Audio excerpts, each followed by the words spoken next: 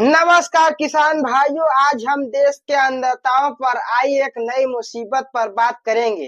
कपास का संकट। जिस कपास ने पिछले कुछ सालों में किसानों को अच्छी आय दी थी, आज वही कपास उनकी आंखों में आंसू ला रहा है।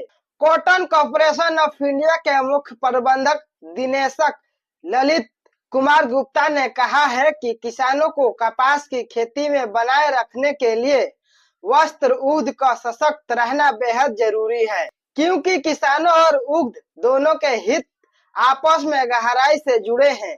All India cotton FPO association के अध्यक्ष मनीष डाका ने भी इस विचार का समर्थन करते हुए कहा कि वर्तमान में किसानों के लिए न्यूनतम समर्थन मूल्य बाजार में एकमात्र आकर्षण बना हुआ है।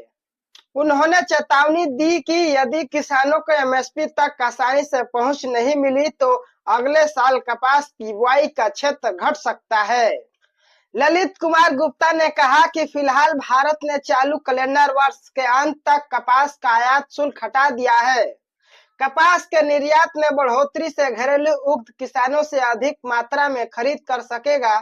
उन्होंने यह भी बताया कि मौजूदा कपास सीजन के दौरान न्यूनतम समर्थन मूल्य में 8% की वृद्धि की गई है, जबकि घरेलू और अंतर्राष्ट्रीय बाजारों में कपास की कीमतें 4 साल के निचले स्तर पर हैं।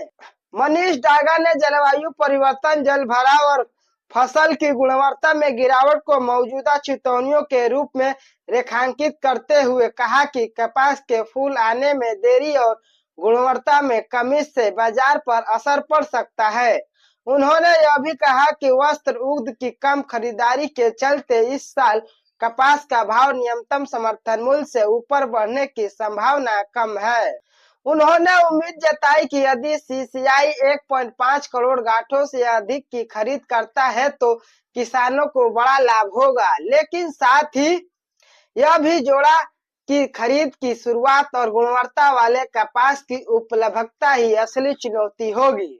डागा ने कहा कि देश के करीब 70 से 75% छोटे जोत वाले किसान लंबे समय तक अपनी फसल रोक कर नहीं रख सकते हैं, इसलिए समय पर खरीद शुरू होना बेहद जरूरी है। धन्यवाद, मिलते हैं अगले वीडियो में।